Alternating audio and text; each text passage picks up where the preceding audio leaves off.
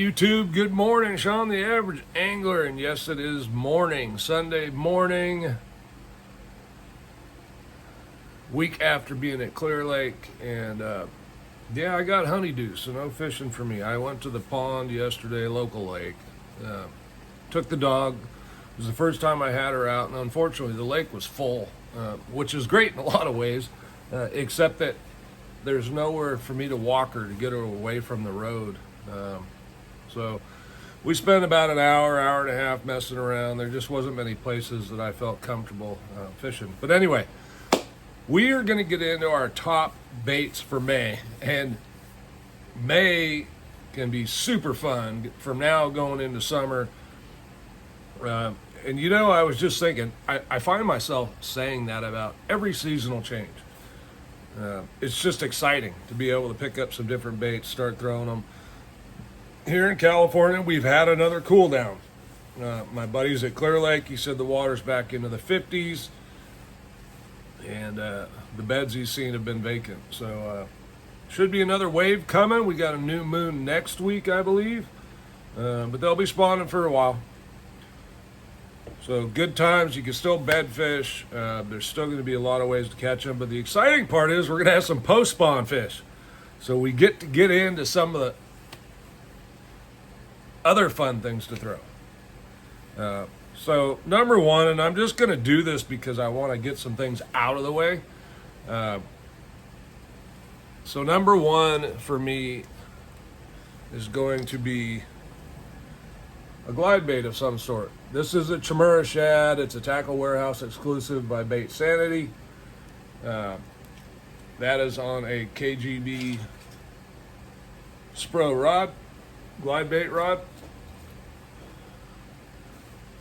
But you know, your choice.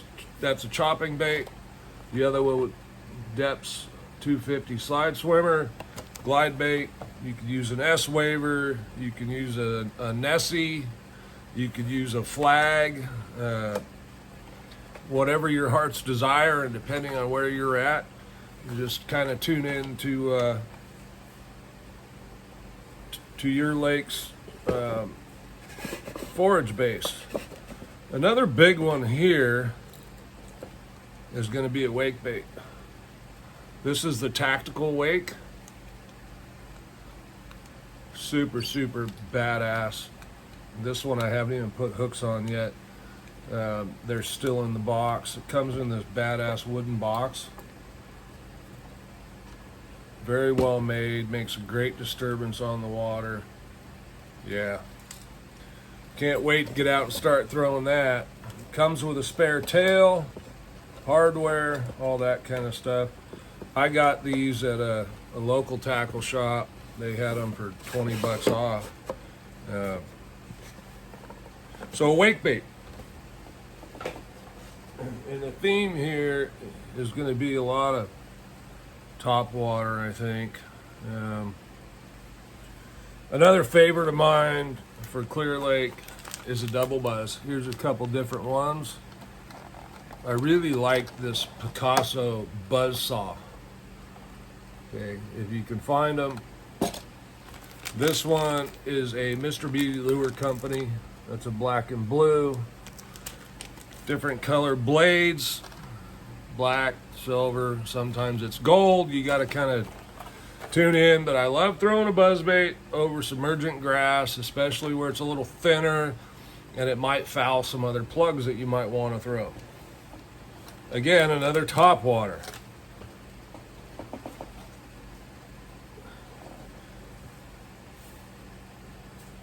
All right.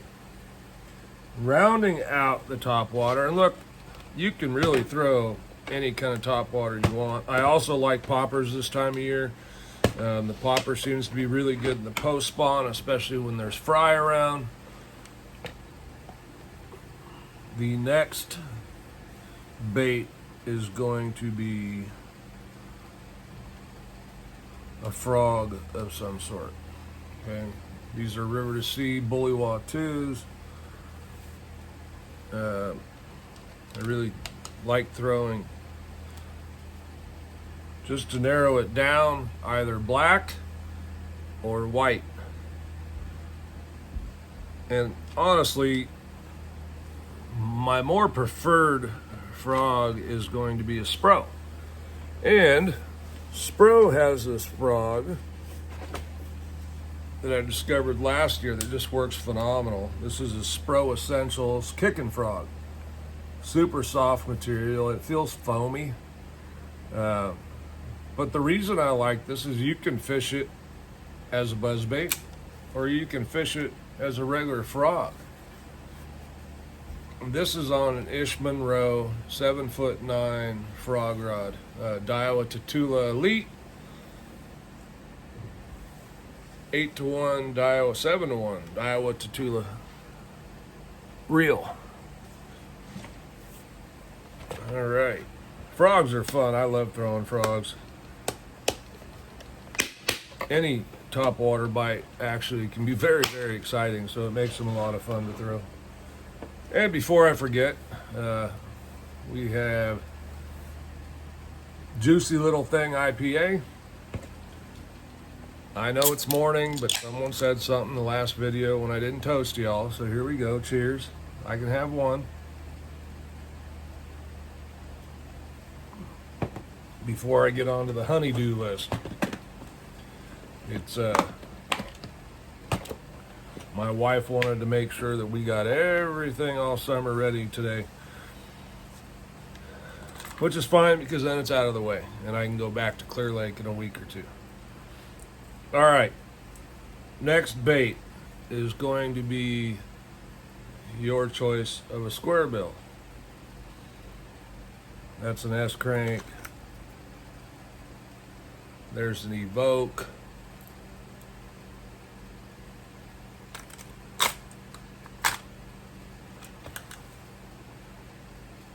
Lucky Craft BDS4. And I'm still going to throw red right now. Just need to figure out the speed, right? Fast, slow, stop and go. Generally, I like to throw those around spawning areas, outside spawning areas, and on the edges of cover, grass lines, rocky areas, docks, where you can run them into pilings and such. And of course, the last thing, and there's not, I mean, look, folks, you can really get to the point where you can pretty much start to throw just about anything, right? I just had breakfast, and now that IPA is making me burp. All right, there we go. All right, so last but not least, and like I said, there's a ton of different baits you can throw, folks. This isn't it, but this is some of the ones I'll have on the deck at all times. And this one was rigged very poorly. The next is a punch / flip bait. And yes, I know that the top of that thing is a gosh darn mess. This was, you can see the arms torn off, the top's ripped up. That's why it's sitting on the hook that way. But here we will punch. If there's punch stuff, if you're on the Delta, you're probably going to punch. If you're on Clear Lake right now, or a lot of other places in the country, you're probably going to flip. Okay, and I really like a lot of action this time of year. Some good kicking appendages, the Brush Hog, the Strike King Magnum Rage Bug. If your fish are smaller, throw the regular Rage Bug. The Strike King Rage Craw is a really good one.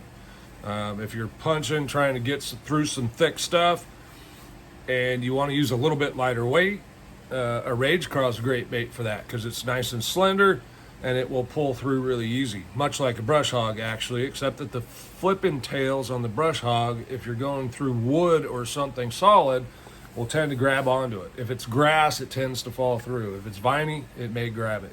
Not always, but it may. All right, that's my picks for May. God, I can't wait. Can't wait. It's we're going back to Clear Lake in a week or two. Go mess around with post-spawn bite, hopefully. So we may have to wait 2 weeks because it sounds like right now, from what I'm hearing, that the lake cooled back off, back into the 50s, and it's kind of shut things down. But I think the next wave, as we get closer to this new moon, probably Monday, Tuesday, we may have a big push. I haven't looked at the weather. That will have a lot to do with it. But yeah, thanks for watching. Like, subscribe. We'll see you on the next one.